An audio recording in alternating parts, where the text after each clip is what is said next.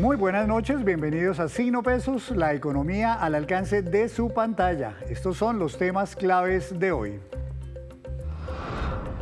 Se sacuden los mercados del mundo. El conflicto desatado contra Irán y que se ha escalado a otros países de la región del Medio Oriente impactaron hoy los mercados del petróleo, las bolsas de valores, el dólar y otros negocios. Analizaremos estos temas con el economista Andrés Moreno Jaramillo.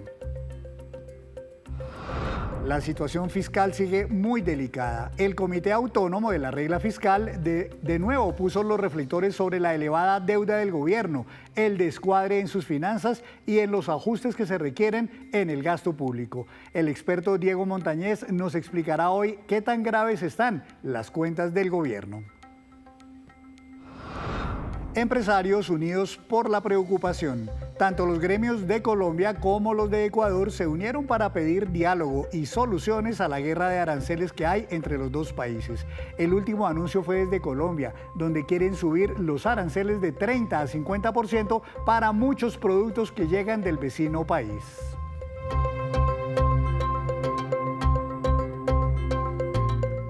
Y comenzamos esta emisión de Signo Pesos hablando del conflicto armado que estalló en el Medio Oriente tras los ataques de Estados Unidos e Israel contra diferentes blancos en Irán y del impacto que esto produjo de inmediato en los mercados. Para analizar todo esto, saludo al economista y analista financiero Andrés Moreno Jaramillo. Doctor Moreno, buenas noches, bienvenido a Signo Pesos. Hola Henry, ¿cómo estás? Muchas gracias por la invitación. ¿Por qué será que siempre que hay problemas en el Medio Oriente, de inmediato todos los mercados se resienten y empieza eso que ustedes llaman la volatilidad? Claro que sí, allá está el petróleo, el combustible, el motor del mundo.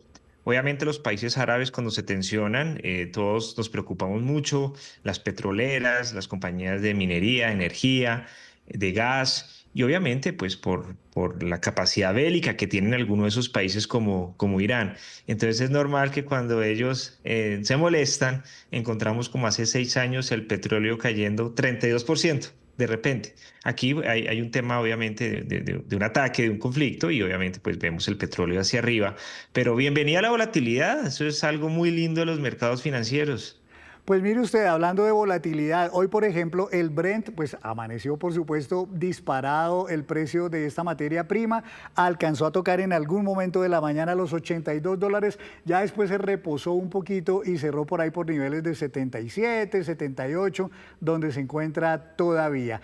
¿Qué tan grave es esto para el mundo? Que el petróleo se dispare, pues veníamos de niveles por supuesto más bajos, en algún momento sobre 60, 67, hace unos meses. Para Colombia también, ¿esto qué tanto puede afectar? Bueno, digamos que si es un movimiento de corto plazo de 1 o 2 días como ocurrió, no pasa mayor cosa. Algunas personas especulan con Ecopetrol, pero funciona si los precios se mantienen arriba. Recordemos que las petroleras venden petróleo en el mercado de futuros a diferentes precios y seguramente la producción que tienen ya la han vendido. En la medida que los precios se mantengan altos, ya empiezan a verse los beneficios en el largo plazo. Pero acá lo que se busca es, digamos, tratar de darle calma a las personas. Todas las petroleras del mundo tienen un precio objetivo del petróleo muy bajo para dejar las expectativas no tan arriba en cuanto a sus balances y adicionalmente, pues este precio pues les favorecerá. De pronto, si van a hacer justo en este momento alguna venta de petróleo puntual, pero como te digo, eso es un tema muy extendido que en el corto plazo solo genera especulación.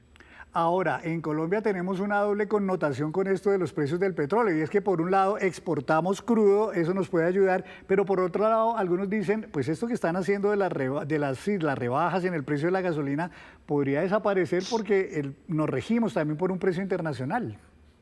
Claro que sí, digamos que si el petróleo se mantiene alto a niveles de 78, 80, 82, no puede reducirse, ni siquiera por razones políticas, debería subirse un poco.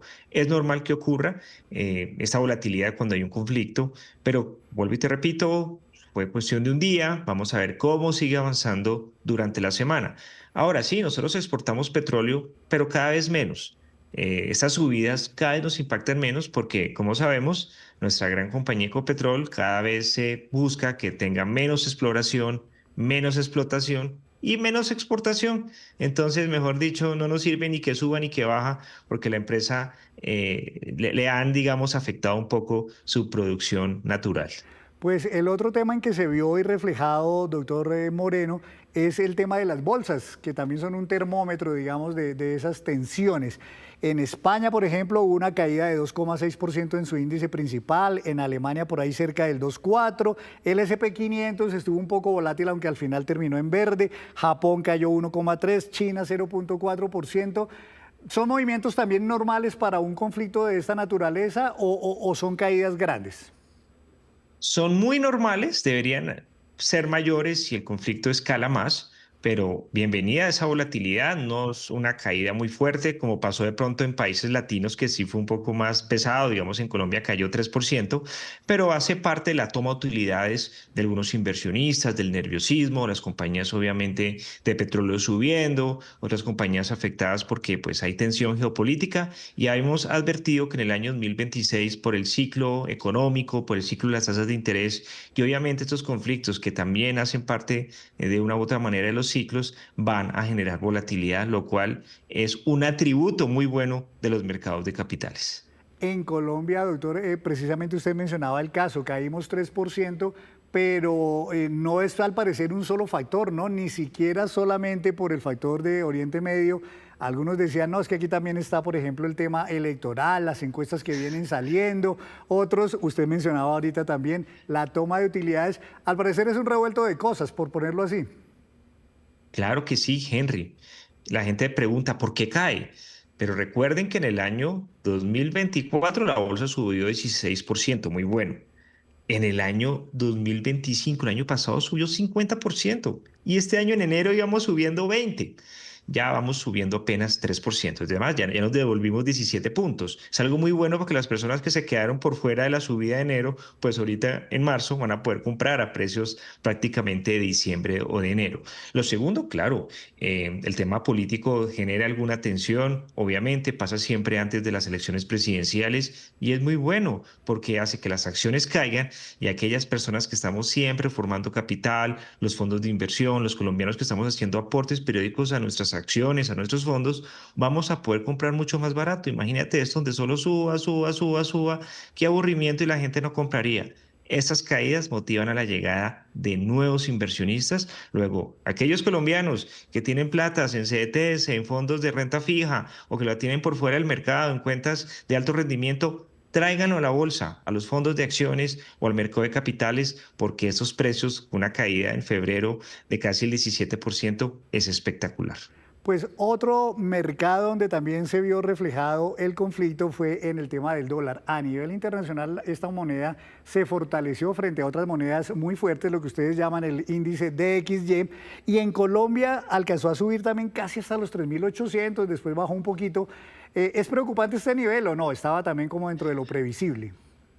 También está entre lo previsible. El DXY tuvo una pequeña subida, pero el dólar en Colombia, pues lo hemos acostumbrado a verlo más fuerte. Seguramente en la medida que llegue abril, mayo, junio, por el tema político en Colombia va a ser más fluctuante, pero en la medida que aumenten los precios del petróleo, supuestamente los países emergentes o latinos tienden a que su moneda se fortalezca frente al dólar. En este caso, hubo una subida del precio, obviamente el conflicto genera nerviosismo, la gente seguramente se refugia de alguna u otra manera en dólares, es normal, también la volatilidad está entre lo esperado. Lo interesante es que no se alargue esto durante los siguientes días o semanas, porque sí vamos a tener de pronto unas tendencias que para algunos es muy bueno, que suba el dólar, pero para otros no es tan interesante. El oro, doctor Moreno, también ha venido subiendo. El oro siempre se ha visto como un refugio, digamos, cuando hay tiempos de volatilidad. ¿Usted cree que el oro, por ejemplo, puede seguir también subiendo en la medida en que se escalen estos conflictos en el Oriente Medio? Puede volver a los máximos que vimos ahorita en junio. Recordemos que el oro tuvo una corrección, está volviendo a subir y pues de pronto en esos techos que ya nos mostró, yo creo que es difícil que siga de largo porque pues la proyección ya está muy extendida. Sin embargo, tampoco creo que se vaya a escurrir mucho. Siento que ya esos precios del oro para los nuevos inversionistas pueden parecer un poco altos.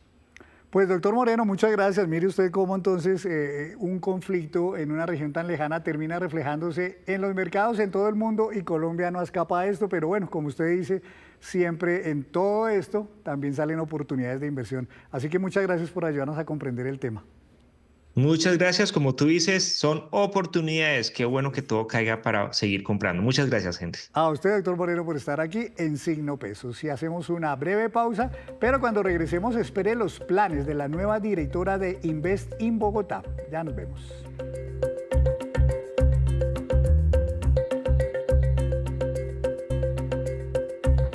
Gracias por mantenerse conectado con Signo Pesos. El Comité Autónomo de la Regla Fiscal emitió hoy un nuevo pronunciamiento en el que expresa preocupaciones por ese descuadre de las finanzas públicas cada vez más delicado. Para analizar estas cifras, saludo al investigador de la Universidad EAFIT, el doctor Diego Montañez Herrera. Señor Montañez, buenas noches, bienvenido a Signo Pesos. Buenas noches, ¿cómo estás, Henry? Gracias por la invitación. Muy bien, y hola señor. a toda la audiencia. Muchísimas gracias. Pues mire, la primera cifra que dice el Comité Autónomo y que le preocupa es la deuda pública que está subiendo cada vez más, 58.5% del Producto Interno Bruto. A esto es lo que equivale actualmente la deuda. ¿Estamos de verdad endeudándonos a lo que más da? ¿Es preocupante ya este nivel? Sí, realmente incluso si lo vemos al nivel histórico, estamos en los últimos 120 años con una de las deudas más altas, con ese 58.5. Para que la audiencia lo entienda, eso quiere decir que de cada 100 pesos que produce la economía, ya 58.5 pesos ya están comprometidos. Adicionalmente a eso, digamos que, como lo menciona el informe del Comité Autónomo de la Regla Fiscal, el problema radica en que el gasto está aumentando más que los ingresos. Si uno ve esa deuda, radica especialmente en el tema de que los gastos son mayores que los ingresos. Si uno ve, eso se conoce como el déficit primario. El déficit primario es la diferencia entre los gastos del gobierno menos los ingresos del gobierno. Y eso ha hecho que el gobierno se endeude más, radicando más como ese tipo de las operaciones de manejo de deuda. Y eso ha hecho pues que el nivel de deuda estemos en los niveles más altos como porcentaje del PIB de los últimos años, solo comparándonos incluso con periodos de crisis como el 99 o el 2020 que fue pandemia. Algunas personas le preguntan a uno, pero bueno, uno mira otros países como Japón, por ejemplo, que están endeudados 200% del PIB. ¿Por qué entonces en Colombia hacemos tanto escándalo por un endeudamiento que va en el 58%? La pregunta es, ¿son comparables países como por ejemplo Japón y Colombia? Sí, efectivamente, cuando uno empieza a ver o a comparar en diferentes países, uno, por ejemplo, incluso para no irnos tan lejos, Colombia, en América Latina, Brasil, tiene niveles cercanos, mucho más altos de nivel de deuda que Colombia. Pero la cuestión es que esa deuda finalmente la tenemos que pagar todos. Es una deuda que se tiene que pagar y que tiene que estar respaldada por la capacidad productiva de la economía. Si la economía no crece al mismo nivel o incluso más alto que esa deuda, ahí es cuando no podemos pagar ese tipo de deudas tan altas. Entonces la cuestión es, ojo con esas comparaciones en el sentido de que, por ejemplo, economías como Brasil o Japón tienen un nivel de actividad económica mucho más grande y robusto que el de la economía colombiana, que son capaces de hacer ese tipo de pagos, respecto a Colombia, que incluso el nivel de crecimiento no está ni siquiera en los niveles promedio ni en el crecimiento potencial, que al menos debería ser el 3%. Dice también el Comité Autónomo de la Regla Fiscal que a Colombia, en su descuadre que tiene en las finanzas públicas, tiene ya un faltante de 31.1 billones de pesos. ¿Qué quiere decir esto? ¿Esto es un faltante en el presupuesto, por ejemplo, para este año? Lo que estiman ellos, de hecho el informe lo dice muy explícitamente, es como hay una sobreestimación de los ingresos y una subestimación de los gastos. Entonces eso ha hecho que cada año se tenga un faltante en ese sentido. Ese faltante ya va por encima de los 30 billones de pesos. ¿Qué quiere decir con la sobreestimación? Por ejemplo, en el marco fiscal, que es la hoja de ruta que tiene el gobierno, en el año 2022 ellos esperaban para este año 2025 un superávit primario, es decir, que los ingresos fueran mayores que los gastos, descontando los intereses. Y incluso en el marco fiscal del último 2025 se esperaba un déficit primario del 2.4%, pero fue mucho mayor, que fue el 3.5%, que es es el cuarto registro más alto en los últimos 120 años. Ahí radica ese faltante, que estamos creciendo mucho en gasto, pero no está subiendo de la misma forma los ingresos. Ahí está el faltante para este 2026. Y hay otro tema preocupante sobre el cual muchos analistas se han pronunciado, doctor Montañez, y es que el gobierno debería hacer un verdadero ajuste estructural de sus finanzas para poder evitar tanto descuadre año tras año. Y el ajuste que dice el CARF es que podría ser de entre 3,5 o hasta 4,5 puntos del PIB. Esto, si las cuentas no me fallan, puede ser algo así como más de 80 billones de pesos. De esa magnitud sería un verdadero ajuste que se hagan en las finanzas públicas. Sí, es correcto. Es necesario un ajuste porque, digamos, algo que hay que tener en cuenta no es un problema coyuntural.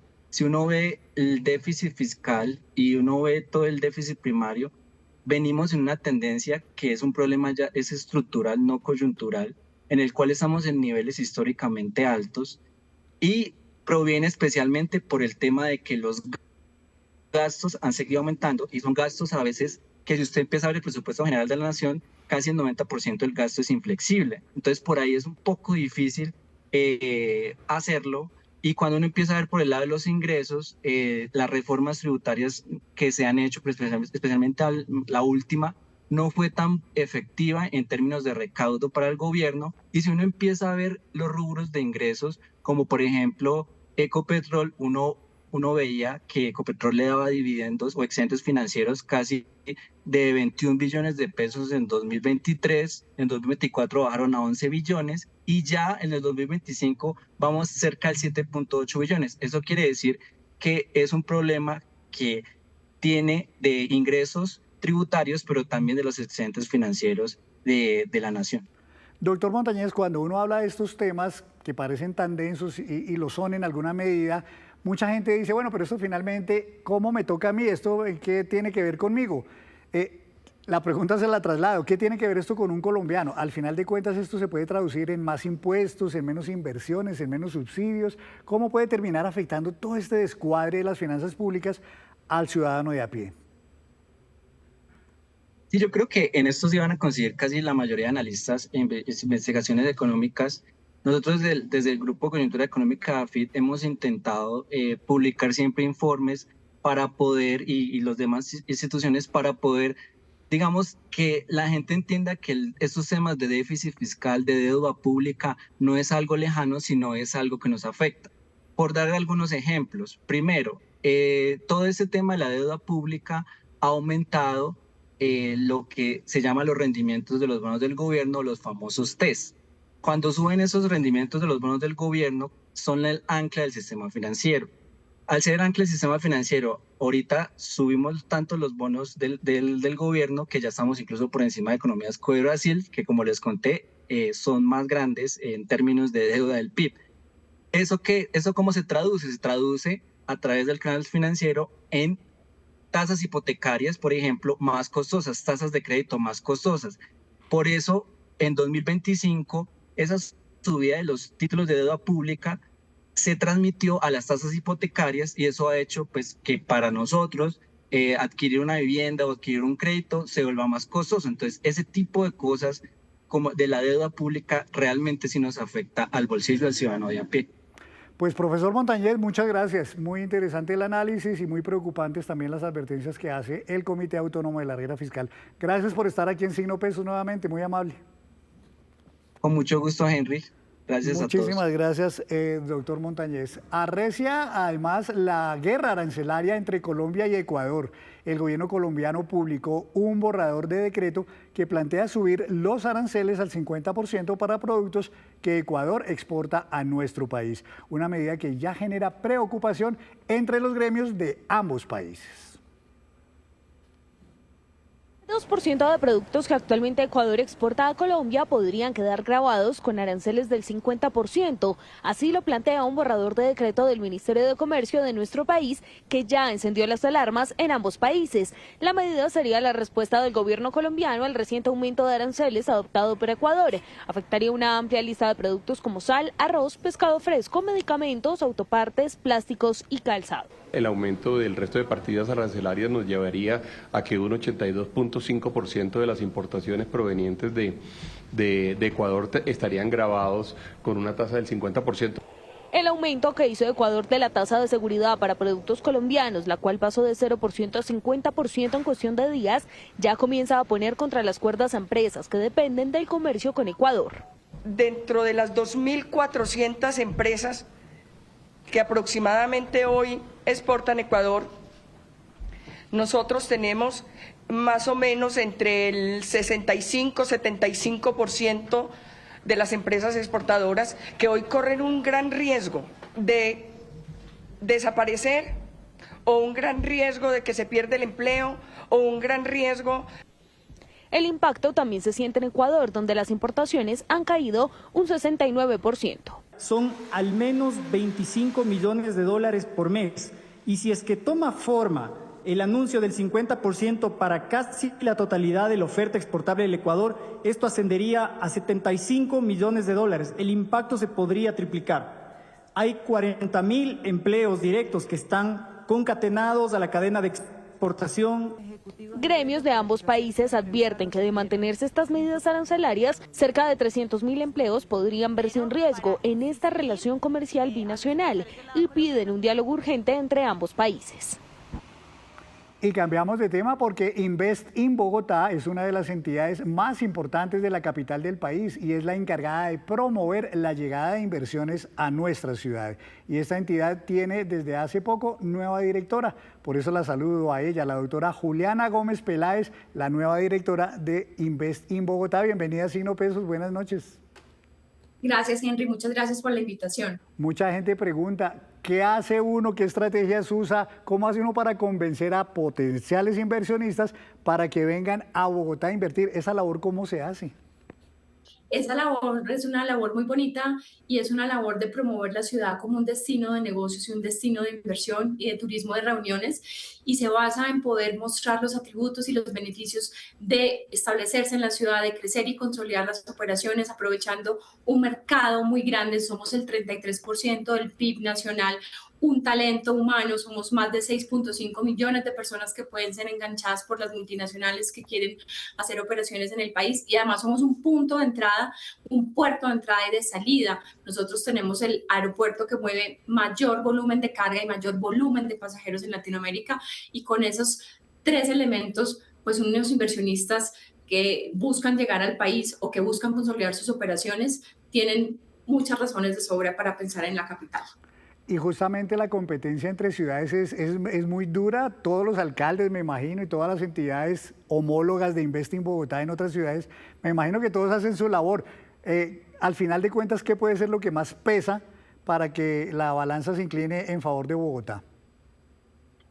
Todas las ciudades en Colombia han tenido un interés en promover la inversión extranjera y el turismo de reuniones, y de hecho contamos con más de 20 agencias de promoción de inversión y de turismo, y eso está muy bien. Finalmente también es una red de cooperación. ¿Qué es lo que puede cambiar o qué es lo que hace que se marque la diferencia? También es la interacción, la capacidad de articular entre el sector público y privado, y como les mencionaba, la forma de tener un mercado grande, tanto laboral como un mercado de bienes y servicios importante. Entonces, la ciudad tiene una serie de condiciones y de proyectos también de transformación de ciudad que son muy importantes y que hace que también necesitemos y queramos que llegue la inversión extranjera para esa transformación de ciudad. Pues en las metas que ustedes se han trazado, doctora, ¿qué sectores, digamos, cree usted que son los más atractivos este año 2026 para los inversionistas? Y no sé si está calculado qué flujos de inversión podrían eventualmente estar llegando este año aquí a la capital. Sí, nosotros tenemos unas metas donde estimamos poder lograr atraer más de 43 proyectos de inversión que estimen generar más de 400 millones de dólares en inversión extranjera directa en sectores que son claves para la ciudad, dependiendo obviamente de su economía, sectores basados en el conocimiento, tecnología, infraestructura, manufactura, valor agregados, toda la cadena de servicios y de bienes relacionada también con la salud. Entonces, lo que queremos es que siga llegando inversión extranjera nueva y que haya reinversiones y consolidaciones de operaciones en estos sectores y que a la vez esto nos apalanque la llegada de turismo, de reuniones que nos permita ser este epicentro de negocios en Latinoamérica. Si algo valora mucho, doctora Juliana, un inversionista es que las reglas sean claras y que además sean estables. En esa materia, ¿cómo estamos en Bogotá? No sé qué tanto dependa eso solamente de Bogotá o si también depende mucho del entorno nacional. Siempre va a haber una comunión entre el entorno nacional y el entorno regional. A nivel regional hay un trabajo muy conjunto con, por supuesto, la alcaldía distrital para que el clima de inversión, para que los paquetes de incentivos y para que ese trabajo de articulación sea el más pertinente para el desarrollo de las operaciones en la ciudad. Y a la vez también trabajamos muy de la mano, por ejemplo, con la Cámara de Comercio de Bogotá en poder identificar ciertas brechas de formación de capital humano o de encadenamientos productivos, de poder atraer inversión extranjera a clústeres, y todo eso hace parte del clima también de negocios y del clima de inversión que buscan los inversionistas. ¿Qué factores hay que fortalecer en Bogotá para que no solamente este año, a futuro también, jalone mucha más inversión extranjera en nuestra capital?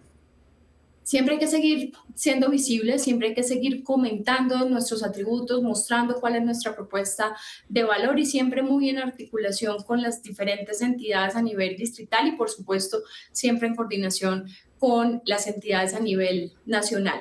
Ese siempre va a ser un trabajo conjunto para que la propuesta de la ciudad sea clara para los inversionistas. Pues doctora Juliana, desde ya le deseamos muchísimos éxitos en esta labor muy ardua, por cierto, que usted va a tener que desarrollar durante todo este 2026 y por supuesto hasta cuando esté usted al frente de Investing Bogotá. No sé si quiera dejarle usted un mensajito a esos potenciales inversionistas que están analizando si se vienen para Bogotá con sus capitales, si se van para otra ciudad. Écheles el cuento hoy para que se inclinen, como decimos, en sus preferencias por nuestra capital. Pues muchas gracias, Henry. Sí, es un trabajo y es una invitación siempre a trabajar con los inversionistas instalados, con las empresas que están revisando las oportunidades de negocio en el país, a que cuenten con Investing Bogotá, una agencia que está a sus servicios para entender el clima de inversión, para entender cuáles son las oportunidades sectoriales, para ayudarles a hacer esta articulación público-privada y que su aterrizaje y su desarrollo de las operaciones en la ciudad sea de la mejor manera y de la manera más exitosa. Muchas gracias siempre también por tenernos presente y encantados de compartir, Henry, con ustedes las mejores noticias y cuáles son las oportunidades de inversión y de negocios en la ciudad. Aquí siempre en Signo Peso, las puertas abiertas para su entidad, doctora Juliana. Antes de despedirnos, los dejo con este dato. Los países más prometedores y atractivos para el crecimiento de startups en Latinoamérica son precisamente Brasil en primer lugar, pero luego está Colombia y le siguen Chile, México, Argentina y un ecosistema que es vibrante, que sigue posicionando a la región como un terreno fértil para la innovación y el emprendimiento. Y así terminamos por hoy. Los esperamos mañana con una nueva emisión y toda la información económica que usted necesita saber. Esto es Signo Pesos, la economía al alcance de su pantalla. Feliz noche para todos.